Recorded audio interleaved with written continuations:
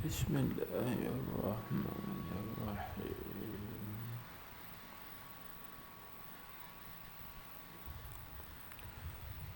الحمد لله رب العالمين،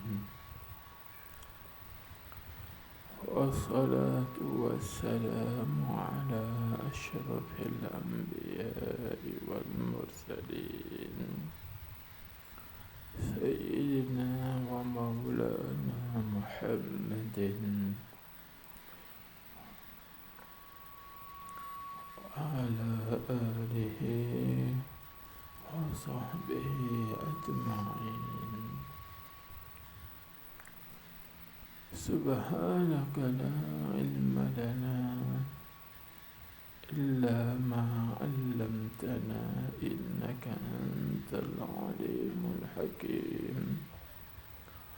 رب اشرح لي صدري ويسر لي أمري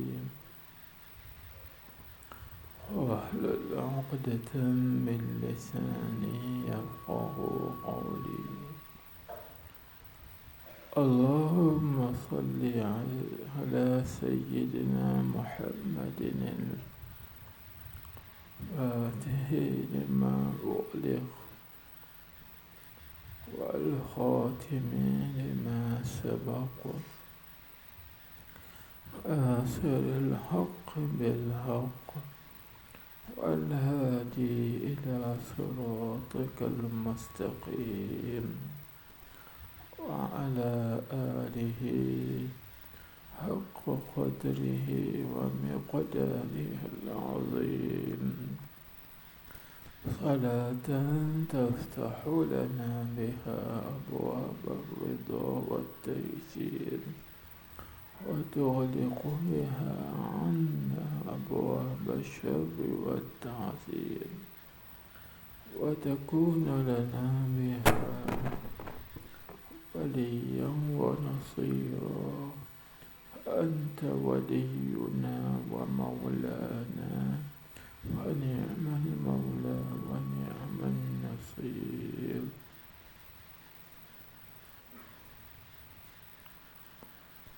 اللهم افتح لنا أبواب فضلك وانشر علينا خزائن رحمتك. اللهم افتح علينا فتوح العارفين وفقهنا في الدين وعلمنا التأويل برحمتك يا أرحم الراحمين، وبجاه سيد الأولين والآخرين. أما بعد،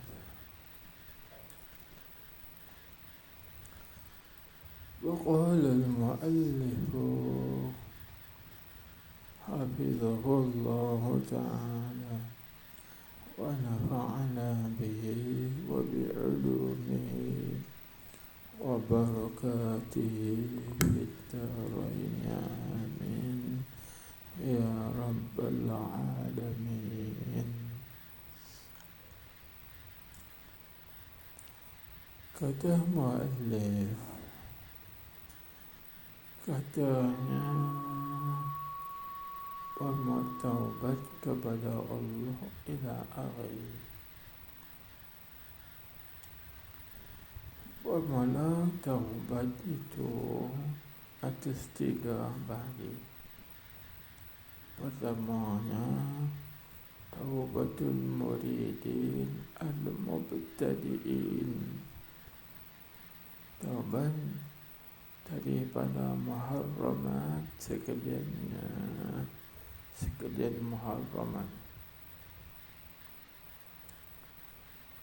Alhamdulillah, puji dan syukur kita kehadrat Allah Subhanahu wa Ta'ala di atas rahmatnya, hidayah dan taufik daripadanya kepada kita semua dapat hadir di dalam majlis ilmu pada malam ini. Jadi pada malam ini ikut giliran kita hikam teriyakhiyah. Maka dalam kitab ni kita kutip bungun 10 hikam daripada 10 orang ulama sufi, ulama rabbani, menjadikan dia sebagai penawar bagi hati kita. Teriyakhiyah itu bukan kata riak, tapi teriyakhiyah itu maknanya asyifa ad-dawa asyafi, iaitu obat penawar yang menyembuhkan. Mudah-mudahan dengan kita mempelajari hikam ini sikit sebanyak, kita dapat mengurangkan sakit hati kita atau dapat mengikiskan dosa-dosa hati kita yang banyak itu. Di hikmah yang pertama, kita mendukilkan perkataan hikmah Asy-Syaikh Ahmad At-Tayyib bin Al-Bashir radhiyallahu anhu, seorang wali qutub maghribi. Beliau ada kitab hikam dia yang namanya kitab hikam At-Tayyib. Banyak hikam dia. Maka kita mengambil kata-katanya, salah satu daripadanya iaitu awwalul maqamati fi tulqi alillahi at-taubatu lillah waltizamu ta'atillahi bi khawfillah was-sabru ala muradillah wal-zuhdu fi ma siwallah. Yang di mana dia menyebut permulaan segala maqam, pada segala jalan kita nak menuju kepada Allah Ta'ala itu, mula-mula sekali kita berjalan kena bertaubat kepada Allah. Macam itulah. Kerana kita nak jalan mesti kita kena suci dulu, bersihkan terlebih dahulu. Ini dia ambil daripada mana? Cuba kita tengok dalam peristiwa Isra. Maka Nabi kita Muhammad sallallahu alaihi wasallam sebelum diisrakan, maka Nabi kita dibawa oleh malaikat Jibril alaihissalam, lalu membelah dadanya. Dibuangkan di dalam dadanya itu segumpal daging, segumpal darah warna hitam. Kemudian diisikan di dalam dada Nabi kita Muhammad itu iman, hikmah, sifat halim dan juga ilmu dan lain-lain lagi. Itu nisbah bagi Nabi kita Muhammad sallallahu alaihi wasallam. Sebelum Nabi kita nak berjalan, maka Nabi kita disucikan terlebih dahulu. Adapun nisbah bagi kita umat Nabi Muhammad sallallahu alaihi wasallam, sebelum daripada kita nak berjalan ke jalan Allah Subhanahu wa ta'ala, maka iaitu taubat. Sebab itulah Syekh Ahmad Tayyib berkata awwalul maqamati fi tuqi ahlillahi at-taubatu lillah. Mula-mula sekali segala maqam dalam perjalanan kita menuju kepada Allah Subhanahu wa ta'ala, mula-mula sekali ialah bertaubat, kena suci terlebih dahulu. maka bukalah kitab mana pun, kita Imam Ghazali ke, kita Hikam ke, mula-mula sekali ialah bertaubat. Ini kerana apa? Kerana dengan taubat itu seorang itu dikasihi oleh Allah Subhanahu wa ta'ala. Seperti mana Allah Subhanahu wa ta'ala firman, Inna Allah yuhibbut tawabin wa yuhibbul mutatahhirin. Sesungguhnya Allah Ta'ala itu kasih akan orang yang banyak bertaubat. Apa makna tawabin? Ay kasirur raji'ina ila Allah. Itu banyak orang yang banyak yang kembali pulang kepada Allah Subhanahu wa ta'ala. Ini kerana apa? Kerana orang yang bertaubat itu suci daripada dosa, seperti mana dia tak ada dosa. Sebagaimana dalam hadis Nabi kita Muhammad sallallahu alaihi wasallam bersabda, At-taibu minaz zambi kaman la zamba lahu. Hadis ini diriwayatkan oleh Imam Jalaluddin As-Suyuti. Bermula orang yang bertaubat daripada dosa itu seperti orang yang tidak ada baginya dosa. Cuba tengok, kedudukan orang yang bertaubat itu seperti orang yang tak ada baginya dosa. Cuci bulan, jadikan putih, tak ada kotoran. Maka bila putih dan bersih, baru perjalanan dan jadi lancar, jadi elok, tak semput-semput, dan juga tidak ada masalah. Baik. Jadi pada malam ini kita nak berjalan menuju kepada Allah Ta'ala. Pertama, kena taubat. Yang kedua, kena taat setia menjunjung perintah Allah Subhanahu wa ta'ala. Dan yang ketiga, kena sabar. Dan yang keempat, kena zuhud pada perkara yang lain daripada Allah Subhanahu wa ta'ala. Ini perjalanan kita nak menuju kepada Allah Subhanahu wa ta'ala. Baik, kita tengok dulu. Katanya, yakni kata Syekh Ahmad Tayyib bin Al-Bashir radhiyallahu anhu, bertaubat kepada Allah ilah. Baik. Maka kata tuan kita ni, kata bermula taubat itu atas 3 bahagi. Jadi tuan-tuan puan-puan, sebelum kita nak membahagikan bahagian taubat, maka kita ambil tahu dulu apa makna taubat. Ringkas, taubat pada bahasa maknanya kembali.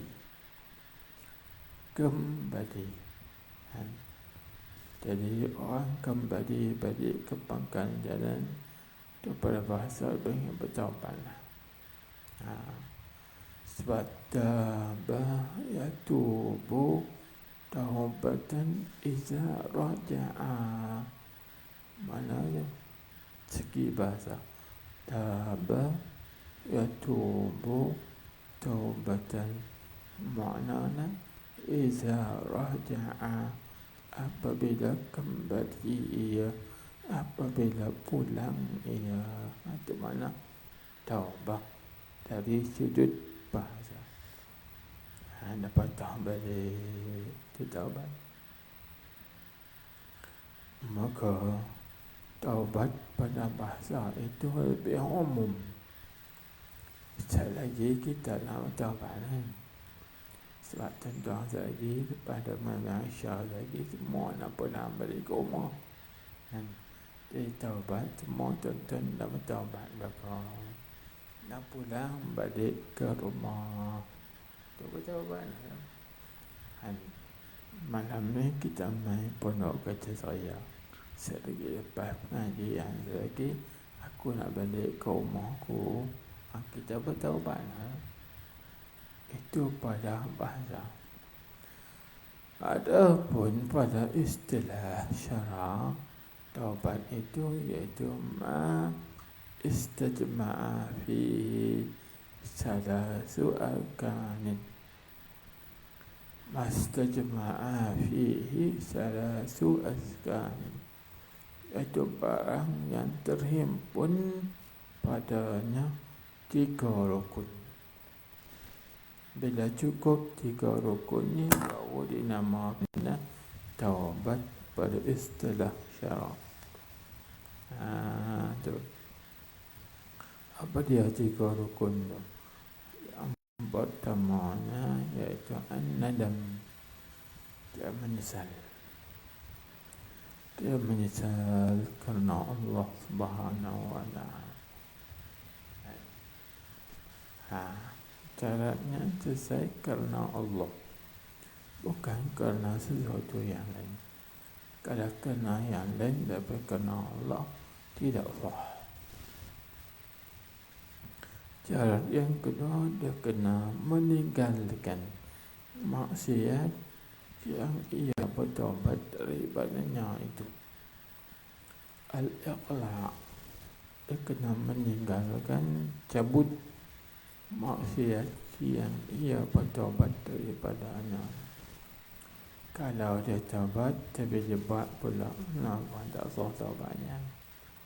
Tinggalkan dia kata macam kalau dengan kita kutip tumpang, kutip tumpang tu baru mana taubat sungguh. Dan yang ketiga, berazam.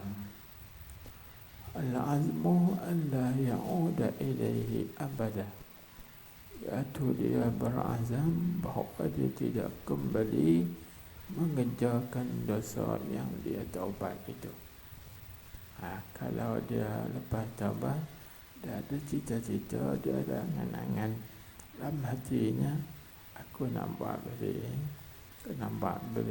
ada nak buat balik, maka itu tak dinamakan taubat. Bila berhimpun 3 rukun ni, maka sahlah taubat dia.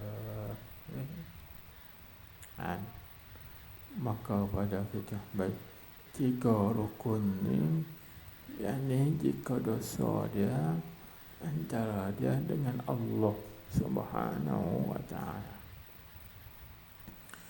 Adapun kalau dosa dan maksiat itu bersangkut pun dengan manusia, maka dia kena tambah 1 rukun lagi, iaitu raddul mazalim, kena kembalikan balik benda yang dia buat zalim itu. Kalau dia ambil barang orang, dia kena bantah balik barang orang itu.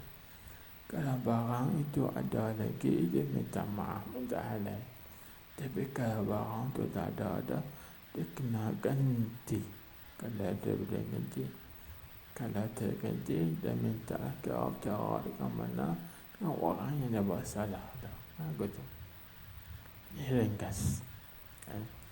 Bila cukup rukun-rukun ni, baru dinamakan dia taubat. Maka tuan-tuan puan-puan, hadirin hadirat sekalian, dalam tasawuf, taubat itu ada 3 bahagi. Ini kita dengar. Bermula taubat itu atas 3 bahagi. Pertamanya, taubatul muridin al-mubtadi'in. Terjemah, iaitu taubat para murid yang mula-mula baru belajar. Yang permulaan. maka taubat murid taubatnya daripada apa? Iaitu daripada muharramat sekalian muharramat. Muharramat itu segala perkara yang diharamkan oleh Allah Ta'ala. Segala perkara yang diharamkan oleh Allah Ta'ala, dia kena tinggalkan, dia kena bertaubat.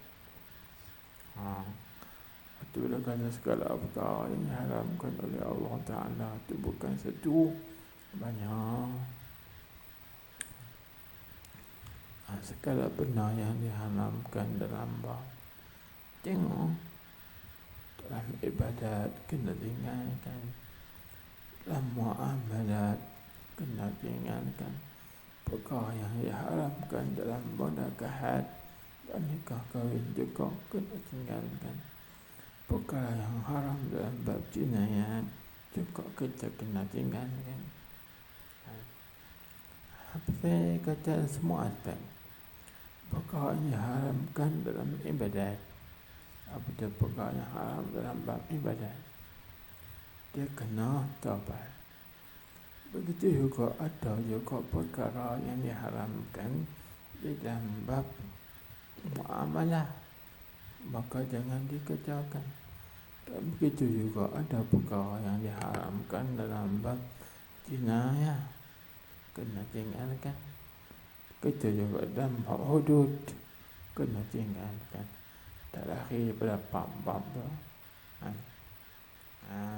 Itu. Jadi kita tak menjangan nak tahu dia kena mengaji fiqh, dan kena mengaji fiqh dalam bab ibadat. Apa benda yang dikekeh oleh Allah Subhanahu Wa Taala dalam bab ibadat, dan apa pula yang dicegah oleh Allah Ta'ala dalam bab jinayat, dalam bab muamalat, dan dalam bab siasah dan sebagainya, maka dia kena bertaubat. Kalau tak bertaubat dia kena buat dia tak sampai. Banyak orang kita hari ini nak jalan kepada Allah, tapi dosa-dosa kita tak selesai lagi. Dosa kita dengan Allah Ta'ala, kita tak bertaubat, jangan lemah. Pada dosa kita sesama kita pula kita tak bertaubat juga. Macam mana kita nak selesai? Kita kerana kita ada tanggungan. Nak jalan kepada Allah Ta'ala ni, kalau boleh tak mau bagi ada sangkutan, biar sangkut takut. Untuk situ. Itu yang pertama, kita ringkaskan. Dan keduanya, terbaca sedikit lain. Keduanya, yakni daripada tiga bahagian taubat itu, iaitu taubatul muridin al-mutawassitin, taubat para murid yang pertengahan. Mereka ni dah berjalan dah. Mana yang awal itu mereka dah selesai dah, maka mereka duduk dalam pertengahan. Maka ketika mereka pertengahan, mereka kena apa?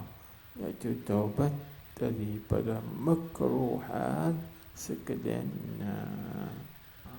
segala perkara-perkara yang makruh.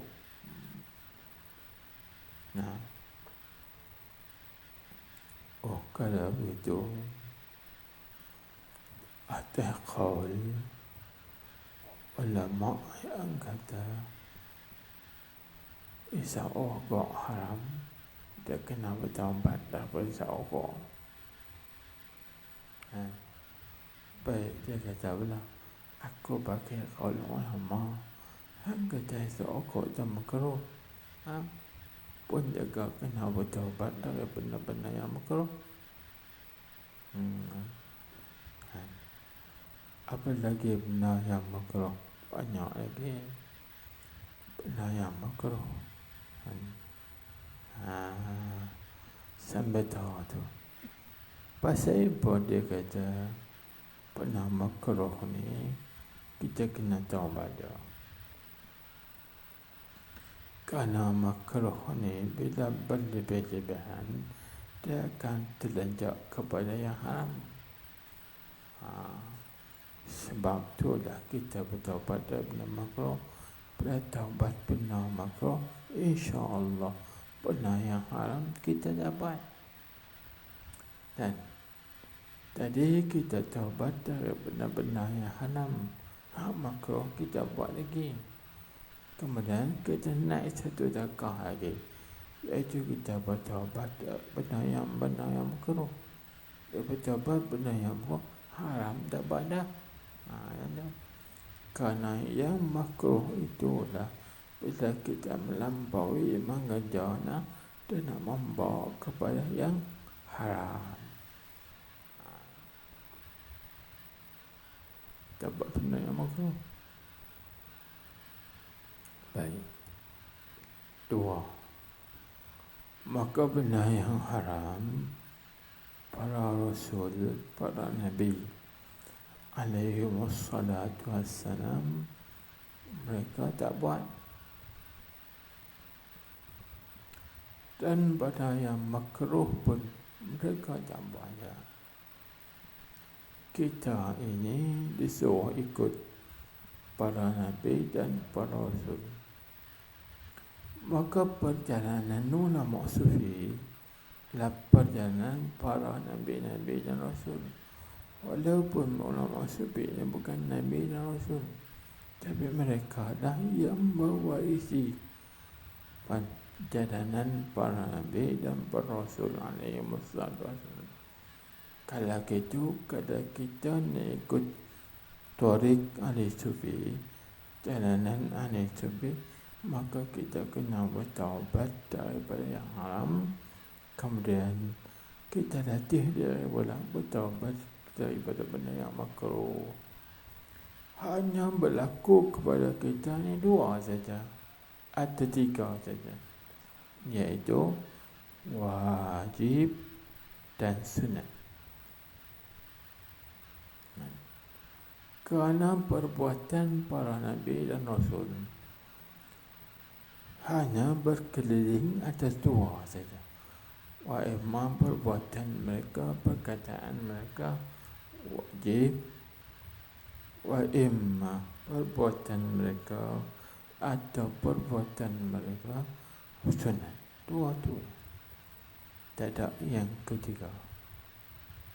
Maka kita ni kalau begitu nak ikut jalanan ulama-ulama sufi, kena buat 2 tu.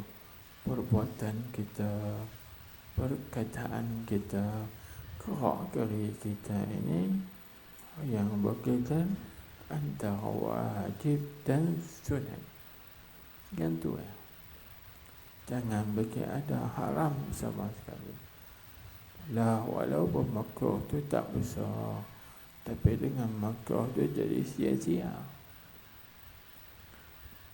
Ulama sufi kita membuat benda yang sia-sia, yang tak ada faedah. Apa yang mereka buat itu kelakuan mereka antara wajib dan sunat, dapat pahala. Itu ya. Maka di sini dah kita kena melatihkan diri. Lalu babi awal lah, lebih-lebih lagi kalau benda tu yang harus. Walaupun benda tu harus, boleh buat, boleh tak buat, tapi ada apa pada harus. Kerana wajibnya kita kata, bila kata benda tu harus, takut kita ni lalai dan hanyut di dalam perkara yang harus, akhirnya membawa kepada orang bahasa tak ada faedah. Cuba kita tengok berapa ramai orang yang kata harus benda tu ada. Daripada harus tu tidak melampaui kepada haram, atau sekurang-kurangnya dapat harus tu tidak melampaui kepada benda yang makruh. Dari benda makruh lah akan menghanyut, membawa kepada mengerjakan benda yang haram. Sebab tu lah kita ni kena bertaubat dari benda-benda yang haram. Lepas tu kena bertaubat dari benda-benda yang makruh. Baik. Itu peringkat murid di pertengahan.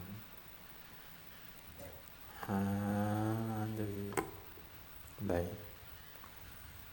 Dan yang ketiga, daripada 3 bagi, iaitu taubatul muridin al-wasidin,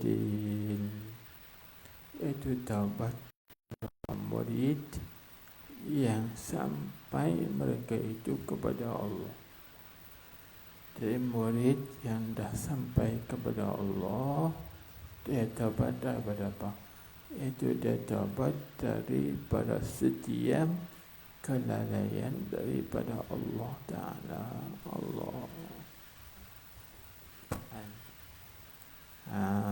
Tuan-tuan, perempuan, hadirin hadirat sekalian, supaya kita ni sampai ke peringkat yang lebih atas daripada bawah.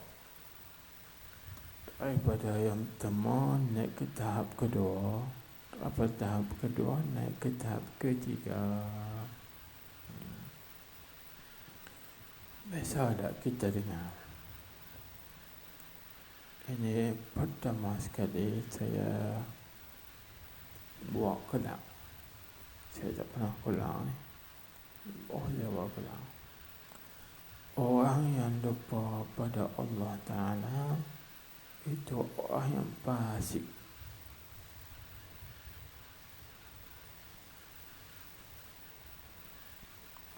Tengok.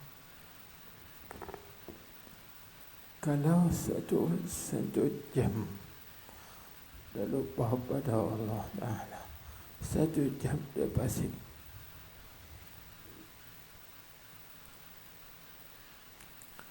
Kalau sehari dia lupa pada Allah, 1 hari dia fasik. Kalau 24 jam dia lupa pada Allah, 24 jam dia fasik.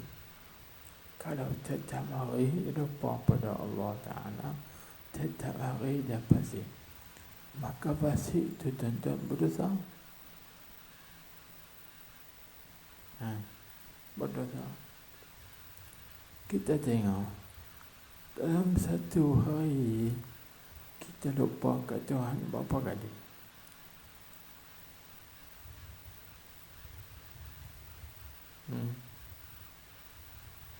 Ini kita kaji berapa kali?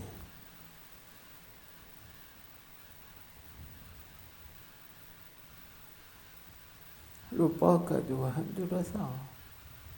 Dia orang Sufi, kalau lupa 1 jam dia berdosa dengan Allah Ta'ala 1 jam. Kalau dia lupa 6 jam, berarti dia berdosa kepada Allah Ta'ala 6 jam. Kalau dia lupa kepada Allah Ta'ala 12 jam, artinya dia berdosa kepada Allah 12 jam. Sampai itulah dia bertaubat. Kita lupa ke Allah Ta'ala bukan 2 jam, bukan 3 jam. Kita tengok, kita ingat kita berapa minit? 1 minit 2, lepas tu lupa. Dan semayang pun kita lupa ke Tuhan, maka kita berdosa. Kena bertaubat.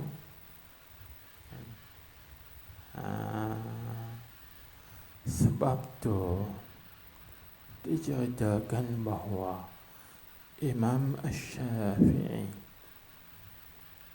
ketika dia baca kitab Lalu tengah-tengah baca kitab, dia berhenti baca kitab, dia istighfar kepada Allah Ta'ala. Astaghfirullahaladzim, Astaghfirullahaladzim, Astaghfirullahaladzim. Bukan 3 kali, bukan juga 30 kali, bukan 300 kali, beribu-ribu kali. Ketika itu ada seorang anak muridnya, Al-Imam Muzani. Imam Muzani bertanya kepada Imam Syafi'i, "Wahai Imam Syafi'i, guru kami,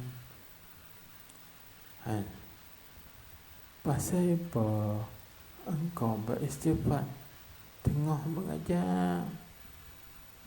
Tentang kau berhenti mengajar, engkau istighfar, astagfirullah, astagfirullah, astagfirullah. Kami tak tengok engkau keluar pun daripada bilik mengajar pergi buat maksiat. Kenapa engkau ni beristighfar?" Olehnya orang beristighfar ni ialah bila dia buat dosa dan dia sabar masa, dia engkau tu dalam bilik ni, mana illa bi majlisina, kami tak tengok engkau, melainkan engkau duduk dalam majlis ni. Bukan engkau keluar pergi kata orang, bukan engkau pergi mengumpat orang, bukan engkau pergi maki orang. Tak ada. Masa engkau mengajak pun engkau tak kata Quran, engkau tak fitnah orang. Untung juga tidak memberi kira kau mengajak betul. Pendek kata pada pandangan kami engkau tak buat maksiat. Tapi soalannya, kenapa engkau istighfar?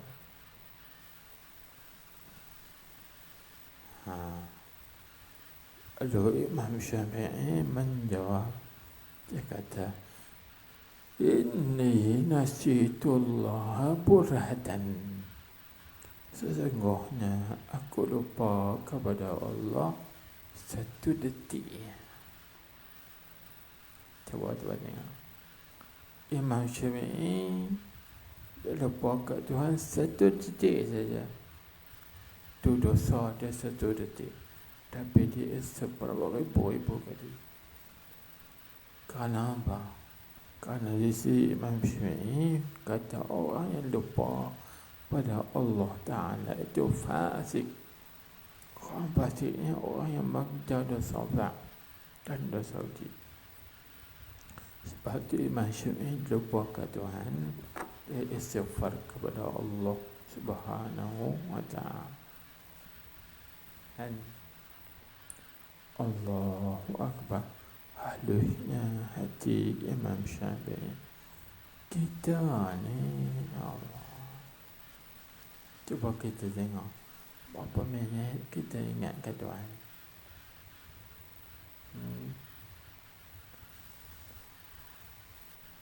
Pagi tadi waktu lepas subuh, berapa minit kita ingat ke Tuhan. Kita dah ingat lah. Dia ingat kerja dunia ya, dengan anak cucu ya, ibadah pada Allah Ta'ala.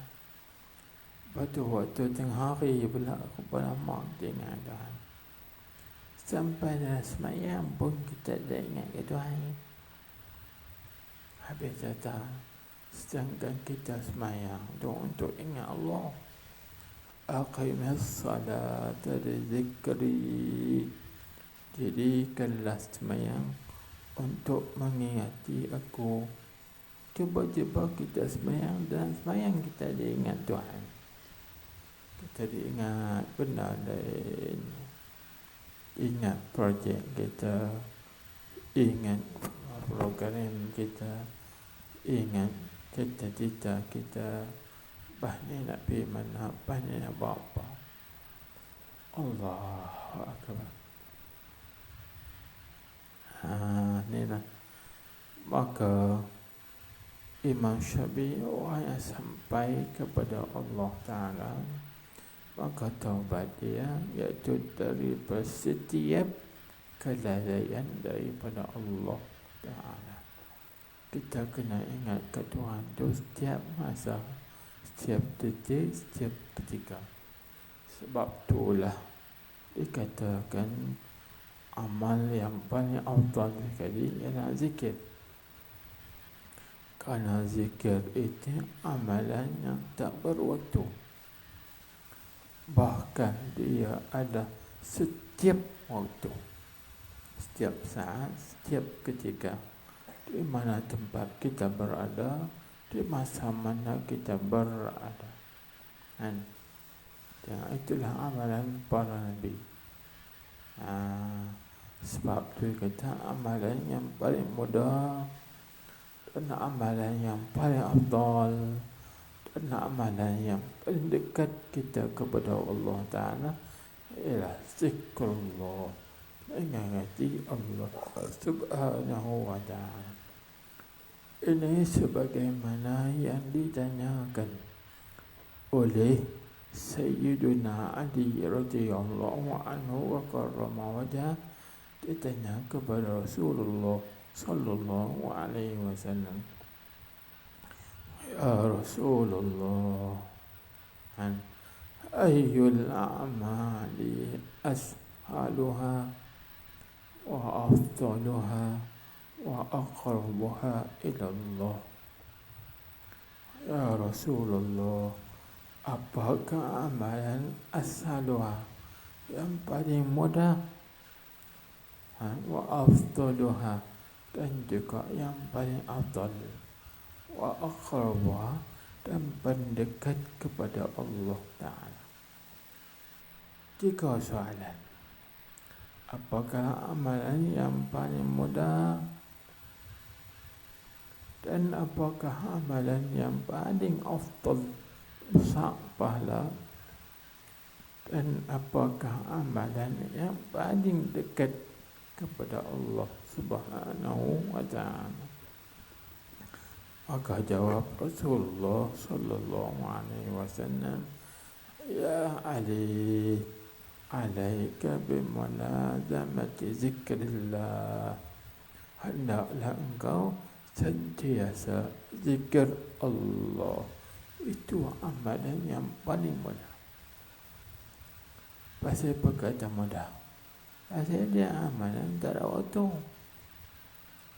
Kalau semayang, kita nak semayang kena masuk waktu dulu. Ada pun zakat, tak ada waktu. Di mana-mana waktu kita boleh berzikir. Kan? Di tempat mana pun kita boleh berzikir.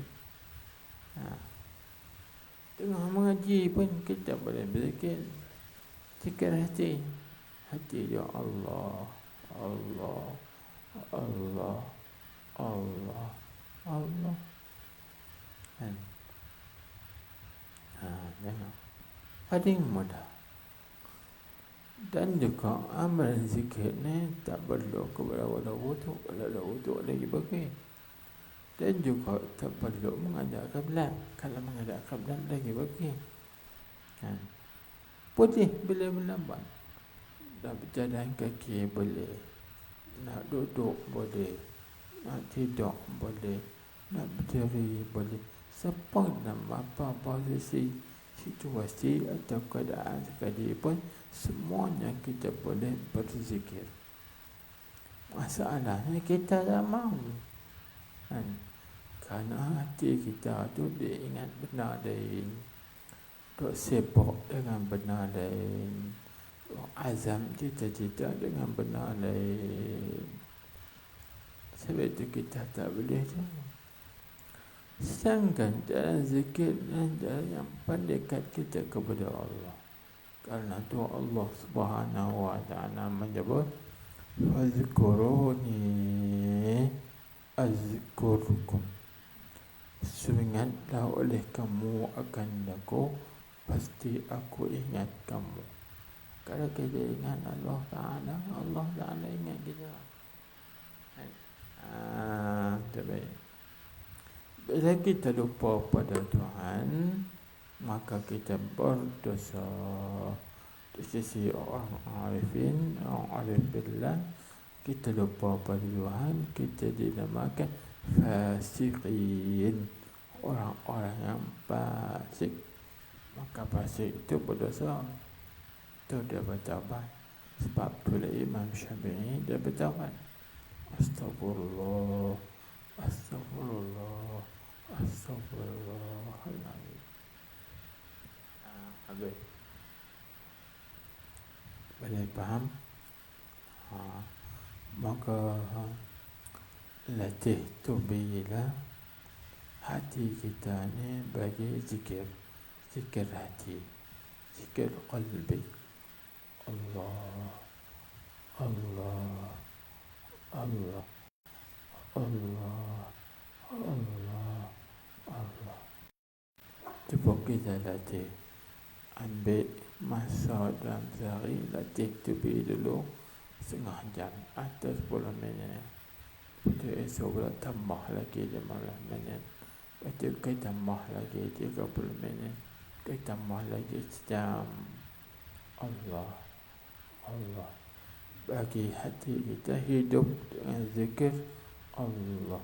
Sambil berjalan, sambil bawa kereta, sambil naik motor, semuanya kita ingat Allah, Allah, Allah, Allah, Allah. InsyaAllah kita sampai kepada Allah Subhanahu wa ta'ala.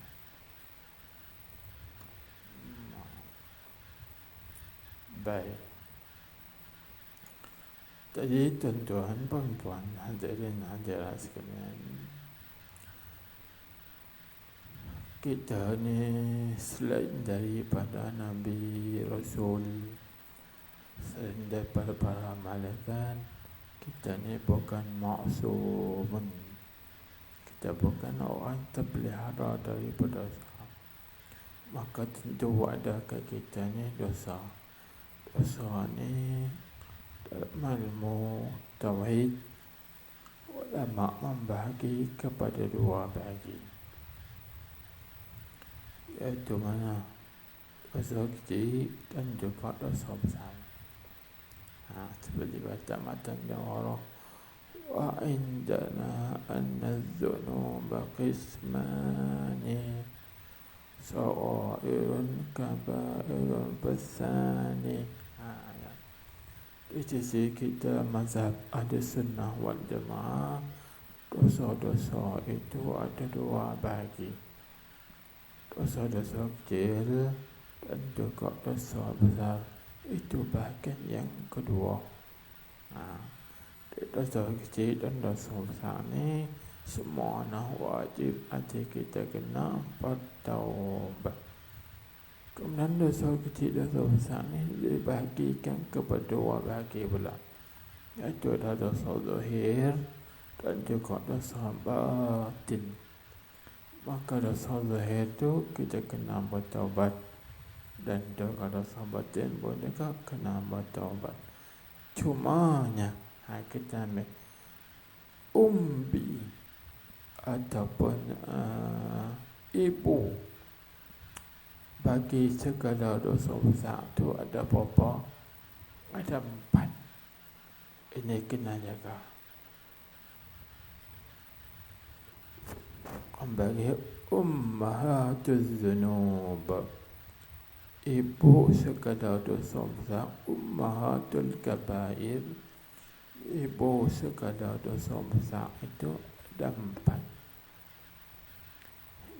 Ini selalu ada kat kita. Maka kita kena buang.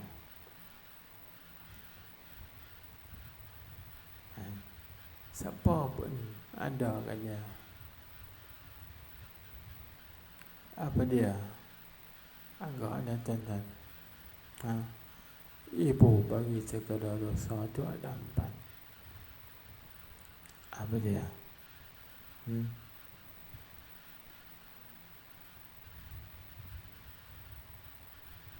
Tak perasan. Sebab kita duk perasan, kita baru. Lepas tu kita tak perasan, kita buat dosa. Sebab kita perasan, kita baik dah. Sebab kita perasan, kita orang soleh dah. Sebab kita perasan kita orang mengaji dah. Aku mengaji, takkan aku nak bangun.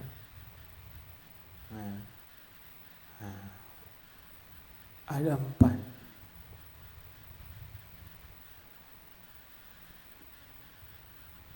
Apa dia? Pertama, ana. Yang kedua, nahnu. Yang ketiga, di.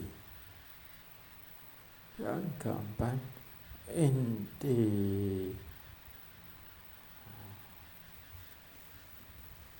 Apa dia?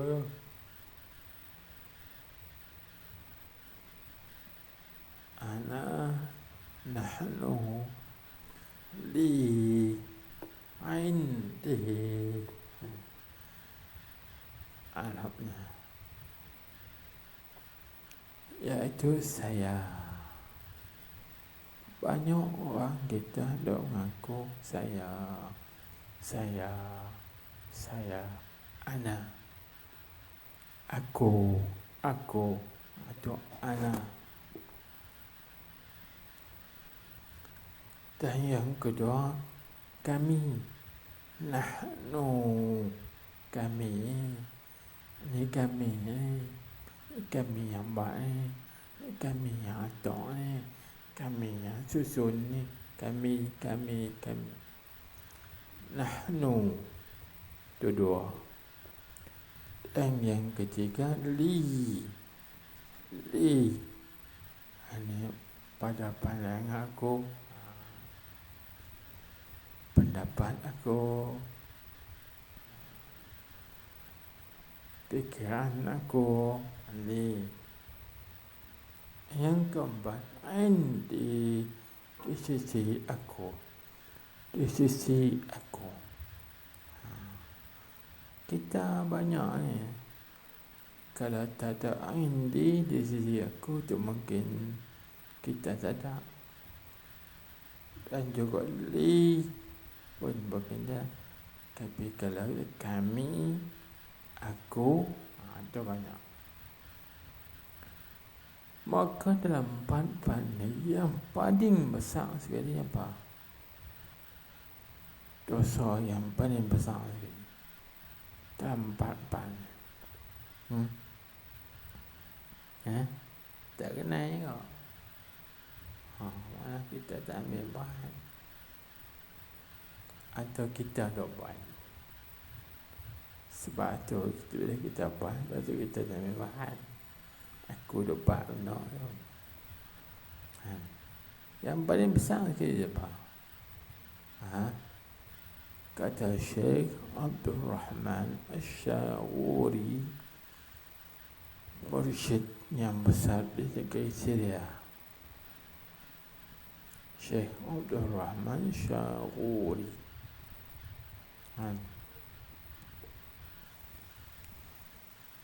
Mati dah, tua dah. Orang bersih, kuih.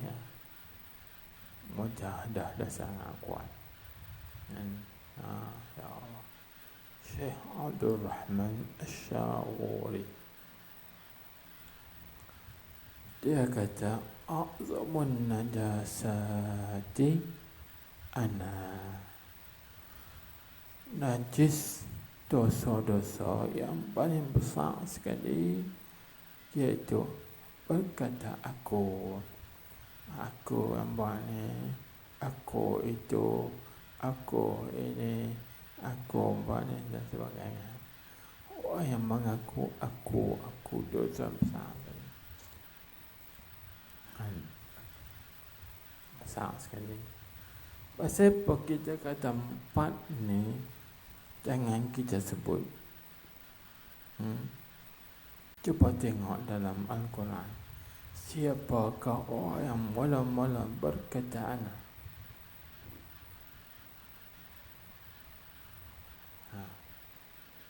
Tanya orang apa yang siapakah yang mula-mula sekali berkata ana?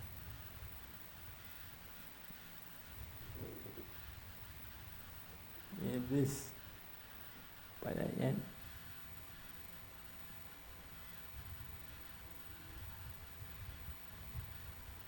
belum tu.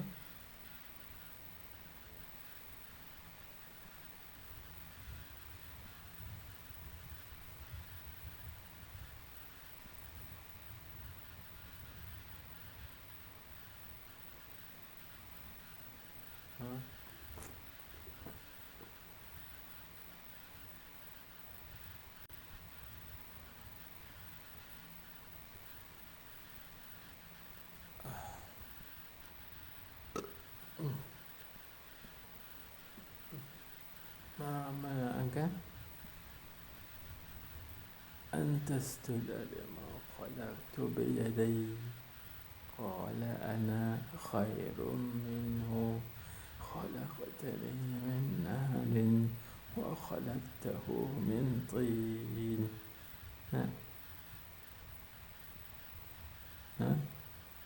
Surah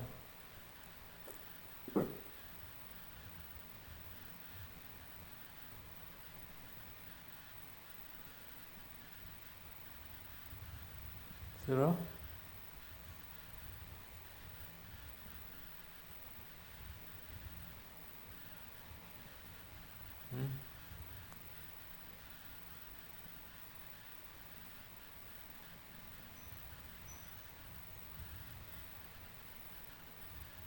Hanya Surah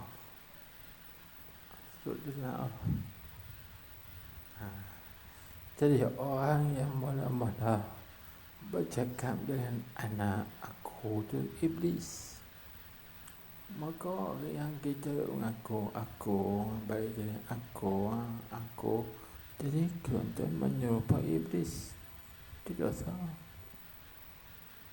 Pada pandangan ulama tasawuf menganggap itu dosa. Sebab orang yang mula-mula bercakap dengan anak, itulah iblis laknatullahi alaih. Ketika dia ditanya, ma mana'aka an tasjuda lima khalaqtu biyadi, apakah yang menegahkan dikau wahai iblis?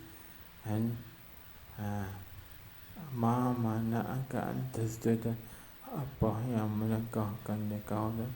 Ma mana'aka an tasjuda lima khalaqtu biyadi, apa sebab engkau ni terhalang, tertegah, tak mau sujud kepada Nabi Adam alaihi salam? Qala, kata iblis, ana khairum minhu khalaqtani min narin wa khalaqtahu min tin. Kata iblis, aku lebih baik daripada Adam.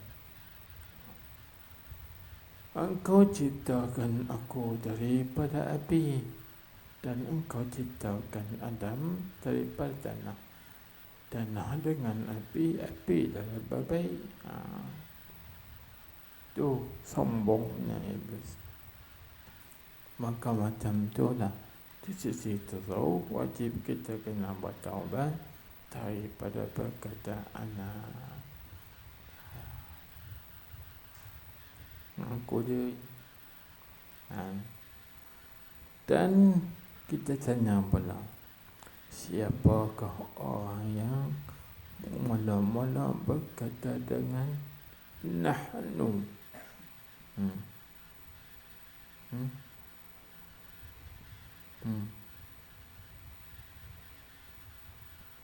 Orang yang berkata dengan nahnu, siapa dia?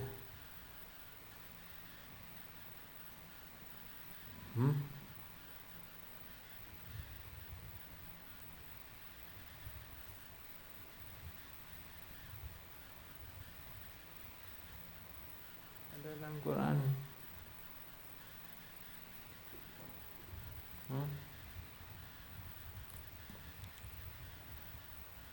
Siapa dia?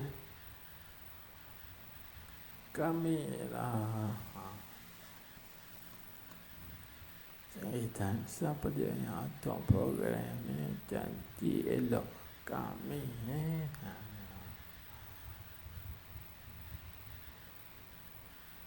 kami yang atau semua adjektif beragam ni. Maka siapa dia kata? Iaitu kaum Balqis, Malikatu Sabah. Kaum Balqis, permaisuri Sabah, Raja Balqis. Maka Allah Subhanahu wa Ta'ala hikayatkan perkataan kaum dia, iaitu kata qalu nahnu ulu quwwatin wa ulu ba'sin. Kamilah yang mempunyai kekuatan. Nahnu ulu quwwatin, kamilah orang-orang yang mempunyai kekuatan. Kami buat ni semua ni kekuatan kami. Kami buat ni semua kehebatan kami. Kami buat ni semua tenaga kami. Tengok. Maka macam tu kita, siapa yang susun program ni berjalan lancar elok, kami siang malam kami mesyuarat, siang malam kami berbincang nak jadi lagu ni. Alhamdulillah jadi lagu ni. Kami itu yang satu dosa. Dosa apa? Panggil dosa syirik khafi yang ada dalam hati kita, sebab kita menisbahkan kepada kita. Siapa yang sudah Alhamdulillah semua dengan takdir Allah Ta'ala, hidayah taufik daripada Tuhan.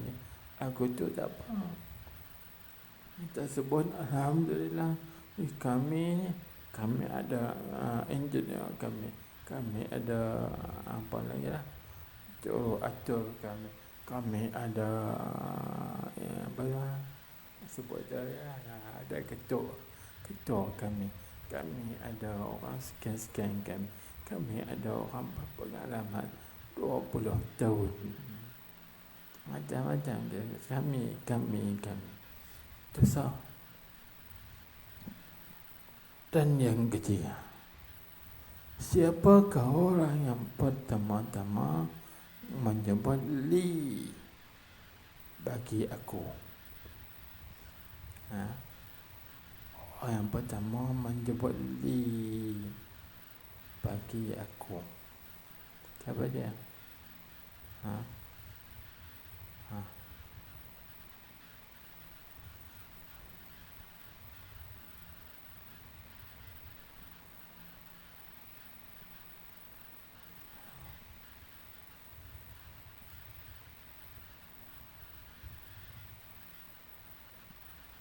Apa dia?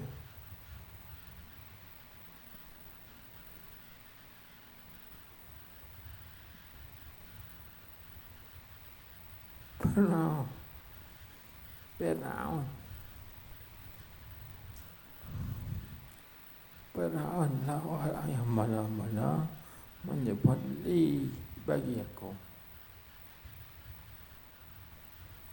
iaitu dalam surah Az-Zukhruf. Allah Subhanahu wa Ta'ala menghikayatkan Firaun berkata, alaysa li mulkun, apakah tidak ada bagi aku ni kerajaan? Alaysa li mulkun bi Misr, apakah tidak ada bagi aku ni kerajaan di Mesir? Firaun yang mula-mula sebut li. Dan tengok surah Az-Zukhruf ayat 5. Dan begitu juga, siapakah orang yang mula-mula menyebut indi di sisi aku? Macam dia?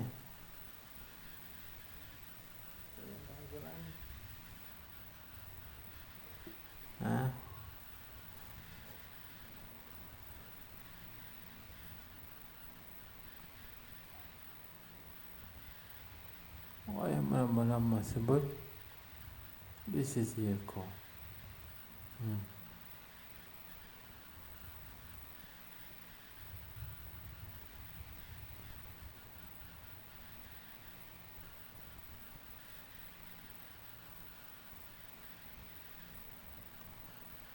Yaitu Qarun. Yang benar-benar sebut di sisi aku.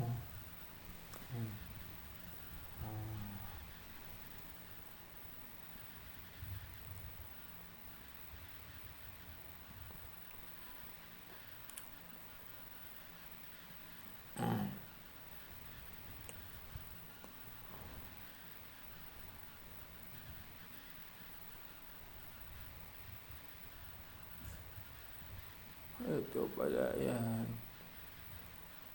innama utitu min ilmin indi. Innama utitu min ilmin indi. Innama utitu ala ilmin indi.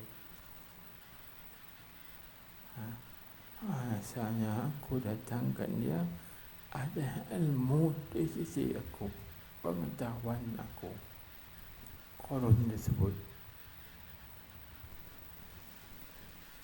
Jadi pendek kata, 4 orang iblis yang menyebut anak iblis. Iblis itu laknatullah. Dan itu juga yang menyebut nahnu Balqis. Ajar kaum Balqis itu menyembah berhala, kan? Dan begitu juga yang menyebut bernama Li itu iaitu orang panggil Fir'aun, dan kalau yang disebut, dan juga yang menyebut Inti iaitu Qarun. Semuanya itu bukan orang yang beriman dengan Allah Subhanahu wa ta'ala, bahkan orang yang kufur dengan Allah. Maka jangan kita ulang menyebut perkara-perkara itu. Wajib di atas kita kena bertaubat. Habis. Inilah, jadi kesimpulannya, hendaklah kita bertaubat daripada segala dosa kecil dan juga dosa besar, dan juga kena bertaubat daripada dosa syirik khafi, syirik yang tersembunyi. Kerana seorang itu nak berjalan, nak menuju kepada Allah Subhanahu wa ta'ala, mesti dalam keadaan bersih, mesti keadaan suci, baru didapat kesucian. Kerana nak masuk dalam hadrat Allah Ta'ala, tak dapat tidak, mesti dalam keadaan suci. Kalau kotor tak boleh. Seperti mana berlaku kepada Sayyidina Musa alaihi salam, ketika Nabi Musa alaihi salam nak pergi kepada Wadi Tur. Pada Nabi Musa nak masuk Wadi Tur, Tuhan kata, ya Musa, ikhla'na alaik. Hei Musa, kau kena cabut kasut engkau. Pasal Nabi Musa disuruh oleh Allah Ta'ala cabut kasut dia, kerana kasut Nabi Musa itu najis. Pasal najis, iaitu kerana kasut Nabi Musa AS dibuat daripada kulit himar, kulit bangkai himar yang tak disamak. Maka dia masuk ke Wadi Tua itu suci. Jadi kalau masuk benar najis, benar tidak baik. Maka Allah Subhanahu wa ta'ala suruh tanggalkan kasut. Lalu Nabi Musa tanggalkan kasut, detuk di tepi wadi dia, baru dia boleh masuk. Demikianlah juga kita ini, kalau kita masuk dalam hadrat Allah Subhanahu wa ta'ala, kena suci. Kalau kita kotor, kita tak boleh masuk dalam hadrat Allah Ta'ala. Macam itulah juga hadirat yang hissiyah ni, masjid, tuan-tuan kotor, baju kotor, selut penuh, kadang ngetik lemut, terima boleh tak masuk dalam masjid? Tak ada benarkan masuk dalam masjid. Bahkan kena buang semua pakaian kotor tu, pakai pakaian yang suci, cuci bersih mani, pakai wangi, baru dibenarkan masuk ke dalam masjid. Jadi nak sampai kepada Allah Ta'ala ni mesti dalam keadaan suci. Maka tuan-tuan ambil 4 kaedah. Seorang itu tidak akan hasil sesuatu pun daripada maqam yang 4 ini sampai kepada Allah, melainkan dia kena buat 5 perkara atau 4 perkara.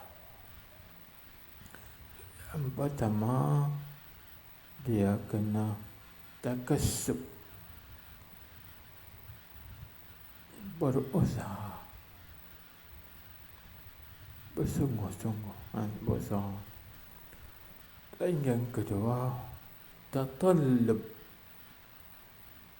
menuntut cari, berusaha bertuntut cari.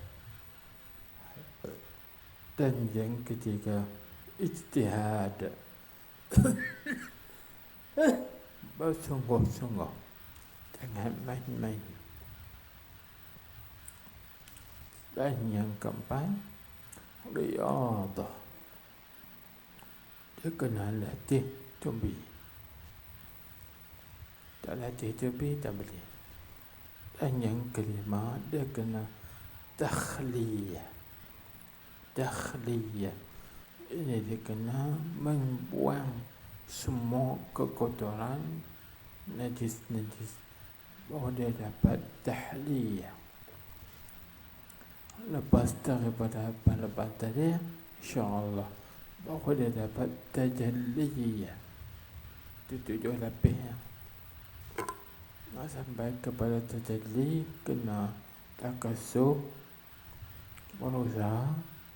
Lepas tu kena tatallub, kena mencari. Lepas tu ijtihad, bersungguh-sungguh. Lepas tu riyadah, latih tubi. Lepas tu takhliyah. Lepas tu baru dapat tahliyah. Lepas tu baru dapat tajalliyah. Boleh tu sebenarnya. Tuan-tuan balik buat tu lah. InsyaAllah ta'ala mudah-mudahan berjaya. Katanya iltizam, Allahu a'lam bishawab.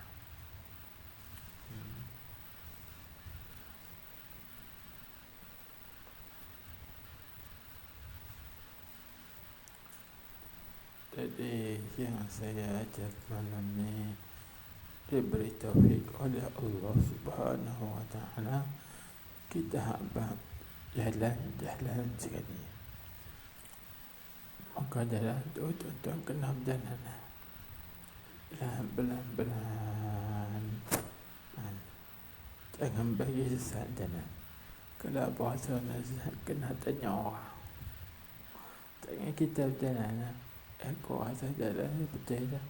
Kau rasa tak betul? Kena tanya orang. Jalan ni betul nak bagi? Betul lah, biar jalan terus. Kena berjalan lagi. Jangan adalah namanya takasub, tatallub, ijtihad. Kena usaha. Baru nak sampai kepada 7 peringkat tadi. Nak sampai kepada tajalliyah. Dan kena ada kasub, tatallub, ijtihad. Lepas tu baru ke depan. Allahu a'lam. Subhanallahumma bihamdihi, asyhadu an la ilaha illa anta, astaghfiruka wa atubu ilaik. عملت سوءا وظلمت نفسي فاغفر لي فإنه لا يغفر الذنوب إلا أنت. اللهم صل على سيدنا محمد النبي الأمي الحبيب المحبوب العالي القدر العظيم الجاه وعلى آله وصحبه وسلم تسليما. بسم الله الرحمن الرحيم. الحمد لله رب العالمين وصلى الله وسلم عليه. اللهم افتح علينا حكمتك وانشر علينا رحمتك يا أرحم الراحمين. اللهم إنا نسألك علم الخائفين وإنابة المخبتين وإخلاص الموقنين وشكر الصابرين وتوبة الصديقين. ونسألك اللهم بنور وجهك الذي ملأ أركان عرشك أن تزرع في قلوبنا معرفتك حتى نعرفك حق معرفتك كما ينبغي أن تعرف به. اللهم اجعل جمعنا هذا جمعا مرحوما مشكورا وتفرقنا من بعده تفرقا معصوما مغفورا. ربنا آتنا في الدنيا حسنة وفي الآخرة حسنة وقنا عذاب النار. اللهم اختم لنا يا الله بخاتمة السعادة وجعلنا من الذين لهم الحسنى وزيادة بجاه سيدنا محمد صلى الله عليه وسلم في الشفاعة. اللهم إني مسني الضر وأنت أرحم الراحمين يا أرحم الراحمين يا أرحم الراحمين. ارحمني يا لطيف يا لطيف يا لطيف والطف لي برحمتك يا أرحم الراحمين. وصلى الله وسلم عليه. الحمد لله رب العالمين.